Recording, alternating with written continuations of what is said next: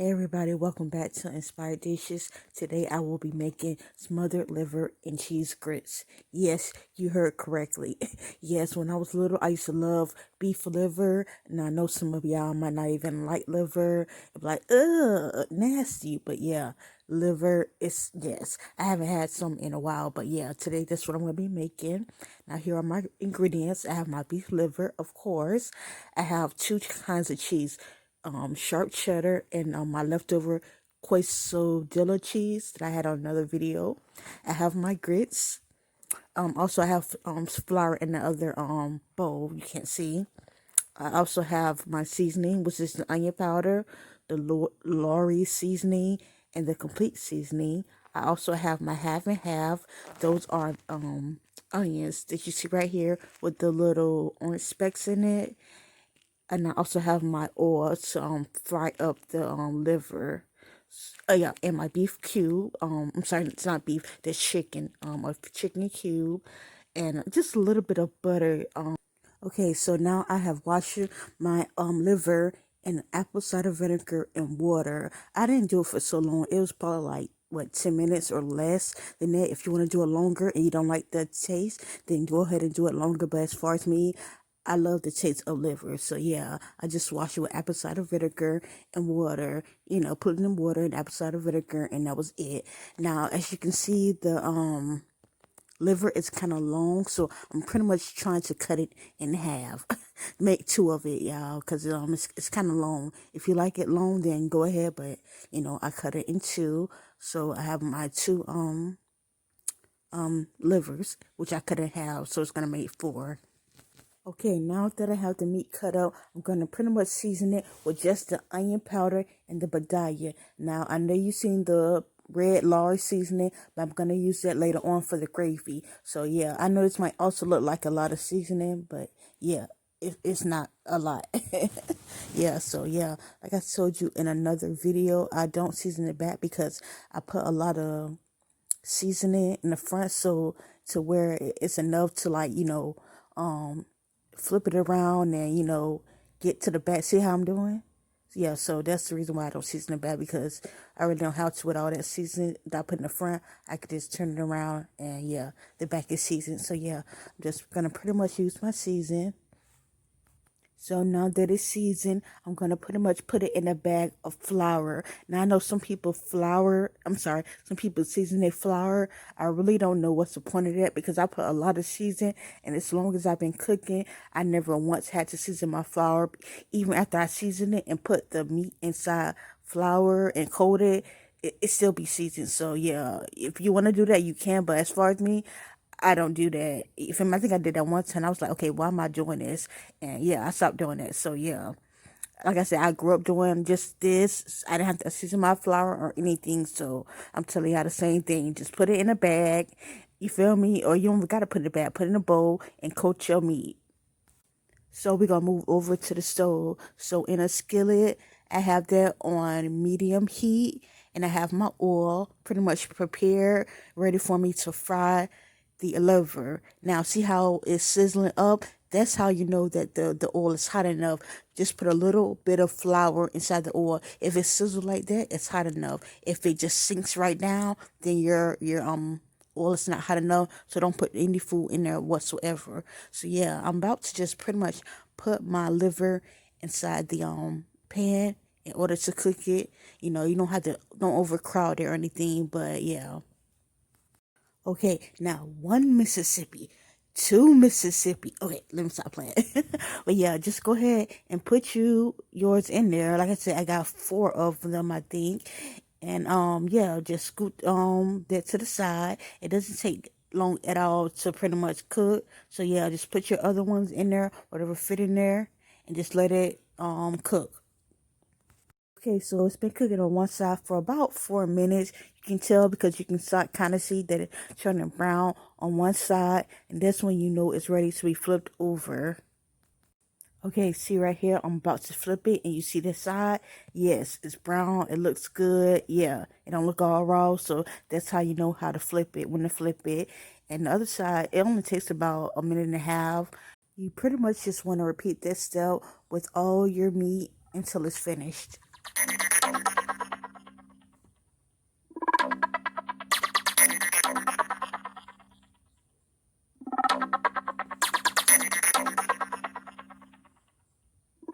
Okay, now once you finish all the meat, go ahead and take it out the pan and put it on a cooling rack to cool, and get another pan because you're ready to start your gravy. Okay, now to your new pot, your new pan, you're gonna use the exact same oil that you used to fry up the liver. Now be very careful because it's still very hot, but as you can see, I got my spoon and I'm pouring a little bit in. You don't have to put that much. I don't have the exact measurements, but you will know. Just go ahead, just enough to pretty much coat the pan. Now that the pan is coated, you remember the onions that I showed you earlier? Yeah, I'm just going ahead and pour that in there into the oil and allow the oil to pretty much saute it down. Now I probably should have kept it in the oil just a little longer. I wanted it to be more softer, but it still was good. It wasn't as hard, but it's had like a little tiny crunch to it. You feel me? But it's up to your preference, and just go ahead and just stir that around because you want your onions to cook up in that oil. And also I have my stove on medium low heat. Now, since the onions are sauteed, you want to add your flour because you want to make your gravy sauce. Do you know how when you have butter and then you put flour in it to thicken it, and then you put your liquid in there? Well, we're going to do the same thing but with this oil. And as I realized a little later, there wasn't enough oil because when I was stirring it around, it still had a lot of flour particles. So yeah, I'm going to be adding a little bit more oil to the pan. And as far as the measurements for the flour, there's no exact measurement, but you can pretty much tell as long as it's not too much. You just want enough to pretty much thicken up your sauce. And I didn't have that many livers, to begin with. But it's up to you. If you have more liver you want to cook, then go ahead and thicken up your sauce a little bit more, but you really didn't have to. And that was me adding in some more oil once I see that wasn't enough oil. So yeah, after I added this oil, I'm going to be mixing all together, and that was pretty much enough oil. Everything was incorporated, and then I'll show you what I'll do next. Now that the flour is well incorporated, we want to add our bottle of water. Now, I should have showed you earlier a bottle of water. So yeah, I'm going to be adding about a bottle of water to this. And this is how we're going to thicken up our gravy sauce. So yeah, I have the onions, I have the flour, and now I'm adding in my water. Just add a little bit by a little bit.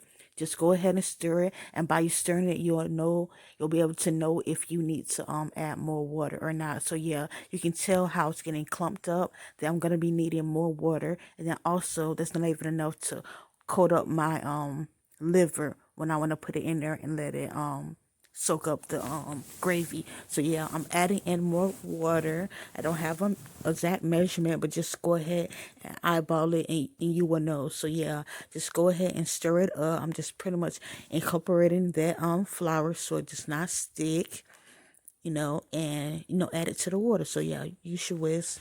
It's better to use a whisk.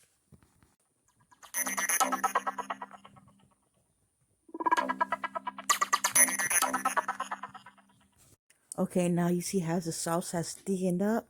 So yeah, now here are we going to be adding in our lawry, I think it's called red seasoning or lawry seasoning salt. But yeah, just put you a little bit in there. Don't put too much because remember you did season the meat, so you don't want your sauce to be too much, too salty. So just put a little bit. You were doing it mainly for color, but also to taste. You feel me?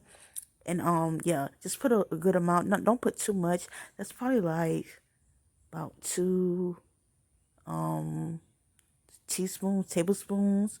But yeah, see how when I added that in there, it made the color just a little darker. So yeah, here I am about to taste it because you do want to taste your food to make sure it is salty. And I did also taste the liver, and it wasn't as salty. So I said, this is good. This is perfect because the sauce, you don't want it too salty. So that's great. So yeah, let's go ahead and taste it. And I'm going to be adding back in my liver because like I told you, this is smothered liver, smothered in gravy. So yeah, just put your liver back in there that you cooked up.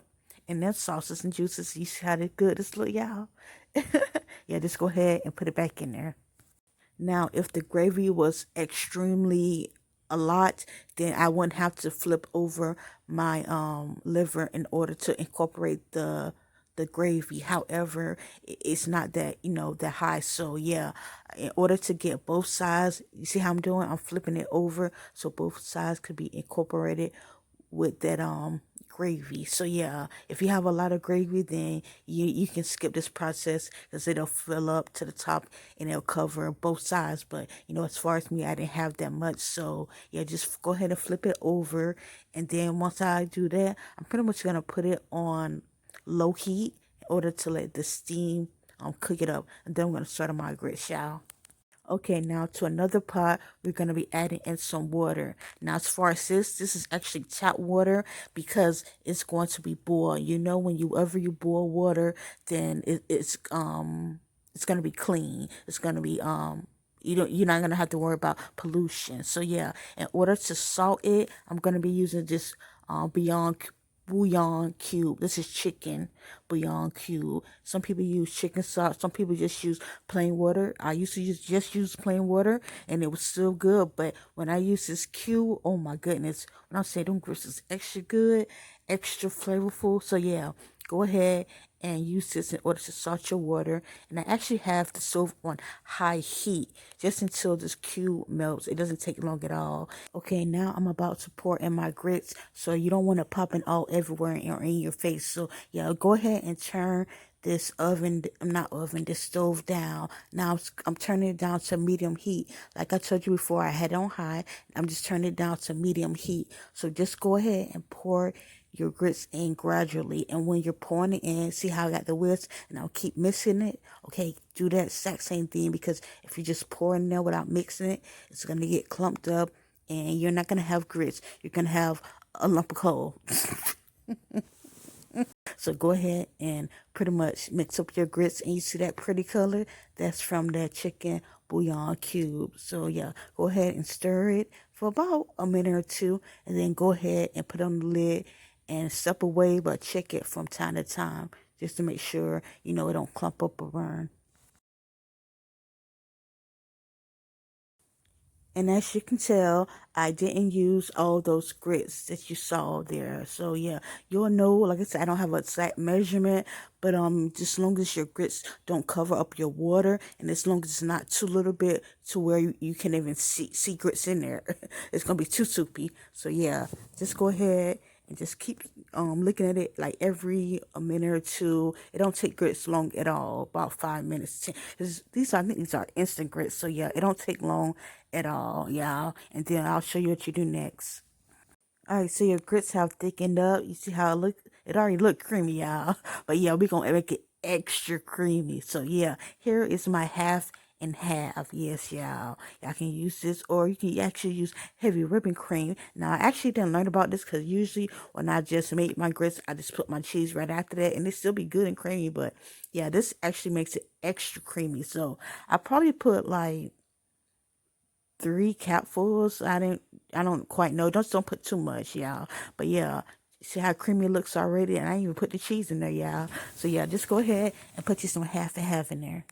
Okay, so here's where I'm about to add my cheese, y'all. Like I told you, this is sharp cheddar and the leftover, I think, quesadilla cheese that I had. And whenever I make cheese grits, I like a combination. However, I like for my cheddar cheese to stand out more. Like I like my grits to look yellow. I don't too much like what plain white grits. If it got cheese in it, let me see the cheese in it, y'all. So yeah, that's why I have this cheese. And when I'm saying, oh my goodness, this looks so creamy and good. And when I ate it, it was like, oh my goodness, just yeah, y'all just keep watching, y'all. The grits are done and we are ready to plate. Oh my goodness, you see how creamy it is, y'all? Yes, Tay, yes. Okay, now this is how it looks when I plate it. You did your thing, Tay. You did your thing, Tay. Oh my goodness, y'all see how this look? Oh my goodness, the cheesy grits. You can see the gravy. This is the liver, and I got like a little butter. Usually, I don't like too much butter in my grits. I'm trying to work on my cholesterol. However, I just try to do it, so I can have a little glossy gloss. But yeah, here I am about to taste it. When I say them grits were so creamy and good by themselves, and then when you add the liver to it, it was like, oh my goodness. And I haven't had liver in a while, y'all, but like I told you, I used to love it. And I know a lot of people might frown upon on it, but if you're making it delicious like me, using my recipe, then it's gonna be good, y'all. So yeah, go ahead and try this too yourself. And I just kept going in, y'all. I just kept going in. But yeah, make sure you like, share, and subscribe to my channel. Y'all have a blessed day.